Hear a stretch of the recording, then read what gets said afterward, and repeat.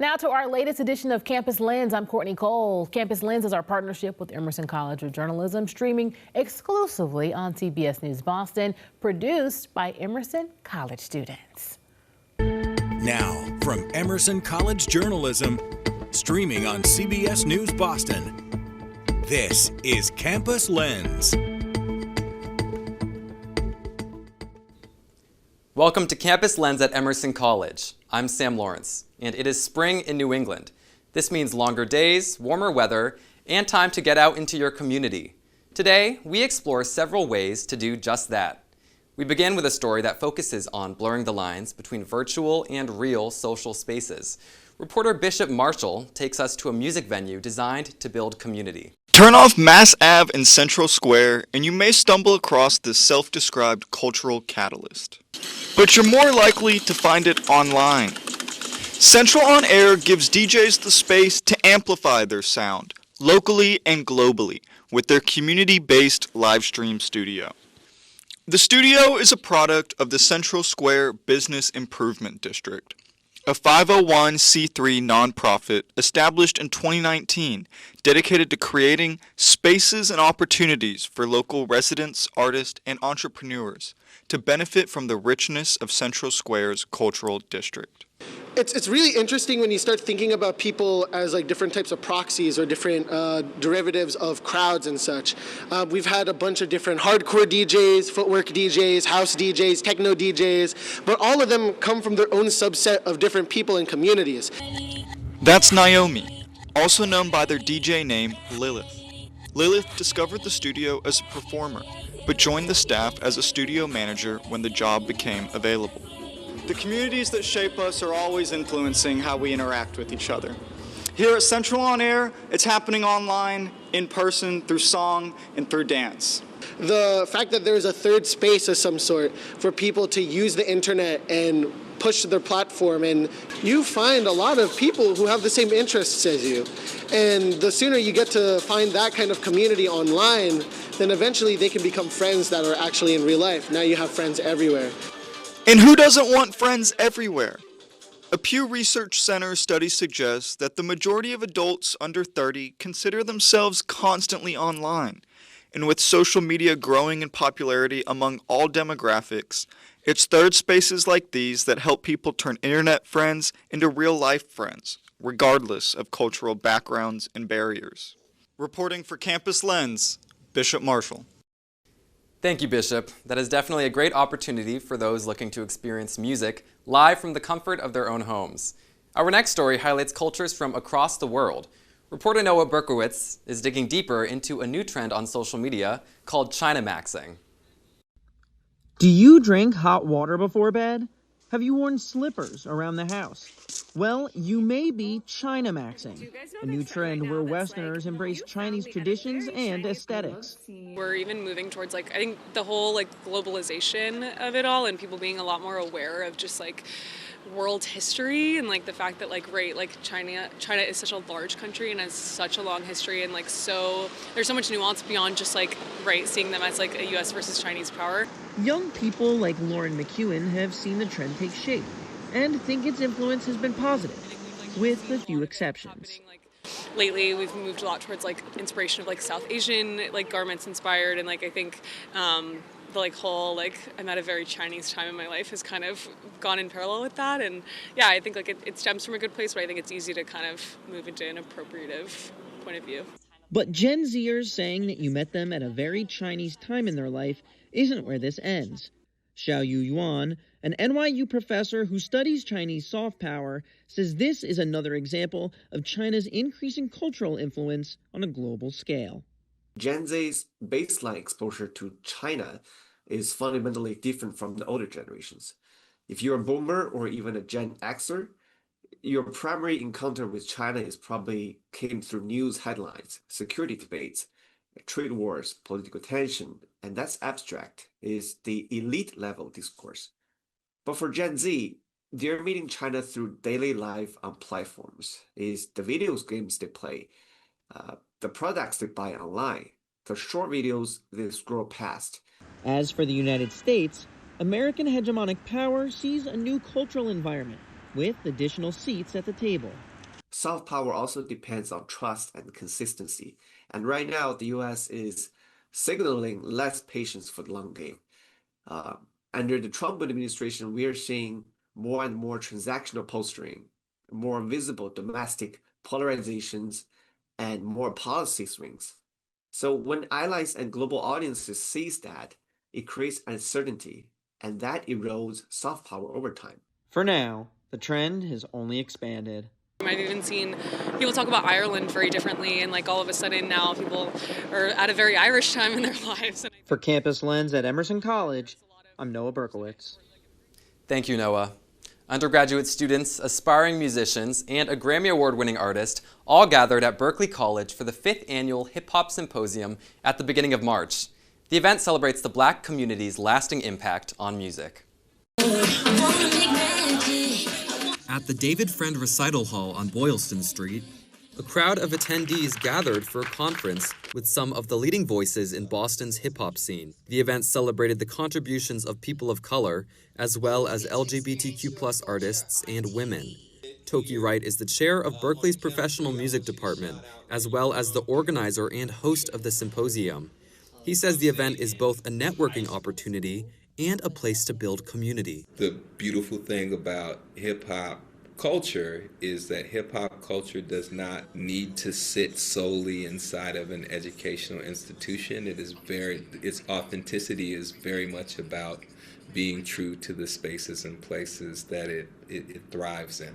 After a brief introduction, talent manager Sadiq Irvin took the stage. Irvin grew up in Mattapan and says he believes the city should sponsor more music venues within inner-city neighborhoods to provide creative opportunities for residents. There's a lot of culture in those neighborhoods. They're Caribbean, they're African, they're Cape Verdeans, we're Africans, and it's just so extremely diverse. We want to make sure that we create spaces for those people. Grammy Award-winning artist DJ Miss Milan was the final speaker. At the symposium, she answered questions from students about how to enter the industry, at one point signing a vinyl for a fan. Thank you. At the end of the night, student performers from Berklee's hip-hop group got the opportunity to share some flows they've been working on. Y'all been watching you lately. The artists who spoke at the event celebrated the multicultural roots of hip-hop music and made sure to include people from all backgrounds in the musical celebration. As you can see, the symposium gave students a chance to connect with industry veterans and share what they've been working on at school.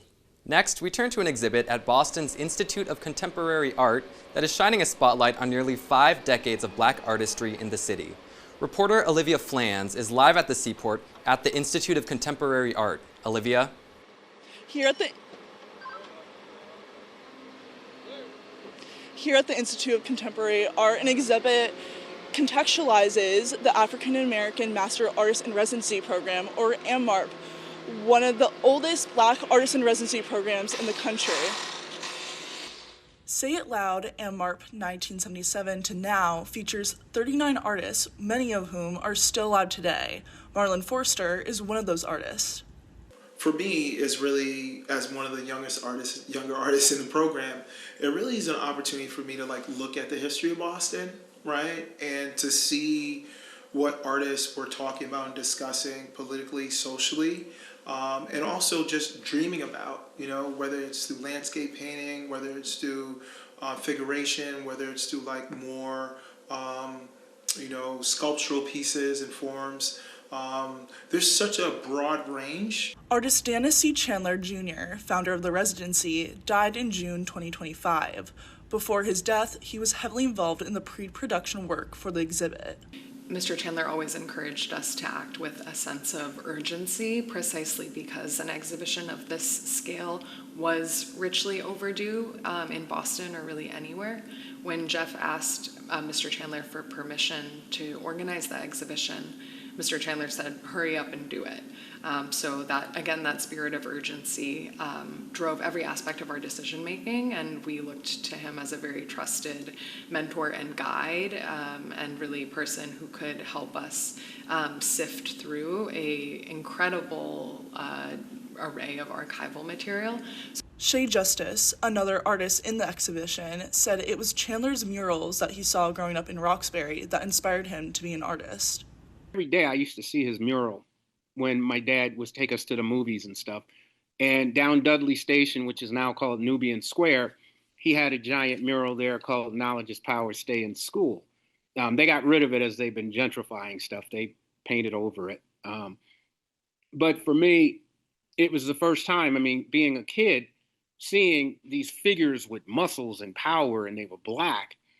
You didn't see that often you didn't see it on television, but you didn't see it enough for it to really resonate. So I think that's what got me into the murals, is at the time I thought they were superheroes.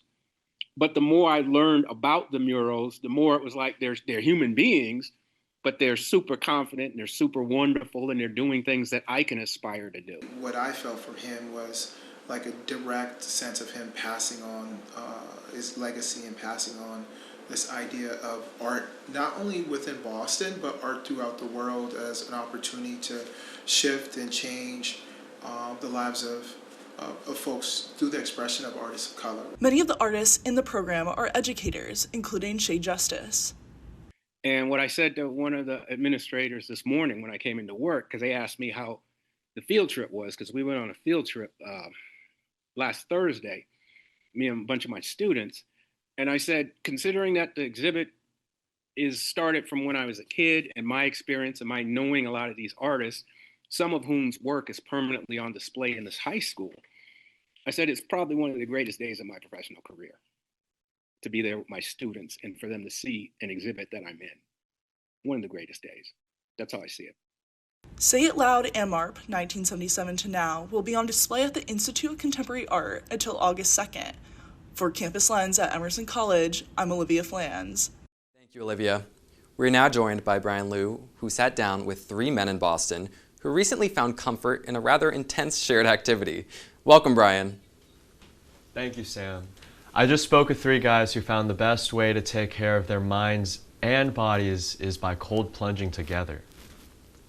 Every Saturday, 10 a.m., M Street Beach. Three guys who have graduated from cold showering to cold plunging, braving not just the frigid wind, but also people watching. Boston Men's Plunge founder Jacob Livingston just wants to get other guys out of their shell, embracing cold to live fearlessly. I think it gives you a chance to practice facing fears, doing something difficult in like a supportive environment, rather than feeling like I didn't plunge for long enough. I want you to be able to just feel like I did something hard today and I feel good about doing that.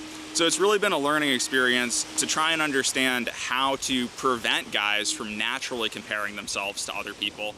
No matter how long they stay in for, the plunge offers men a safe space for personal growth. For everyone, fear is a big thing that holds us back, and certainly there is fear when you're getting into the cold water. I'm not someone who usually does well with the cold or enjoys being cold. When I finally put my head under at the end, it's a very a thrilling experience. I definitely feel very alive after I do that. For the rest of the plunge, we have our hands out like this, and we're just practicing deep breathing like you would do in a meditation practice. Thanks, Brian. Spring is a busy time for many people. We're excited for longer days and warmer weather. However, there are also chores that need to be done. For some, offloading those tasks is the key to a stronger relationship. Lydia Heisenbagazi joins us with more on that story and how hiring a dog walker may benefit your relationship and your pet. Lydia? Thanks, Sam. Hiring a dog walker isn't just helpful. It could actually lead to a much happier relationship. Experts say it's not really about the dog and more about time-saving purchases that reduce daily stress and give couples more time to connect. These services can include hiring a dog walker, ordering takeout, or paying for a laundry service. Couples who spend money on these services report greater relationship satisfaction. The idea is pretty simple. When couples spend less time on stressing, they have more time to focus on one another. So services like Uber Eats would help me save a lot of time from outside of work. Trying to get groceries would easily be 1 or 2 hours, which I could spend with my partner. Nancy is a dental hygienist working 6 days a week from 7 a.m. to 3 p.m. My partner and I use cleaning services to help declutter, and this helps give us a more open space, a more comfortable space to hang out with each other. This means fewer arguments about responsibilities. And not everyone can afford these services. Experts report even a little can go a long way. A good tool that's recommended is a time audit, a way for couples to examine how they spend their time doing chores and determine how to implement small changes to reclaim that time. And for some couples, even the most boring tasks become quality time together. Then get someone else to do it to give more time. We turn that into time for us to spend together. Because in the end, it may not just be the dog getting a walk. Couples might be taking a step forward together. And that step forward isn't going to be easy, but it can make a big difference in your relationship. I'm Lydia Hussein-Begasi from Campus Lens at Emerson College. That is all the time we have today. Thank you for watching Campus Lens at Emerson College. With spring in full bloom, we hope you enjoy the warmer days. I'm Sam Lawrence. Thank you for joining us for our latest edition of Campus Lens. Now remember, if you'd like to take another look at any of the stories you just watched, you can visit YouTube and search CBS Boston Campus Lens. Until next time.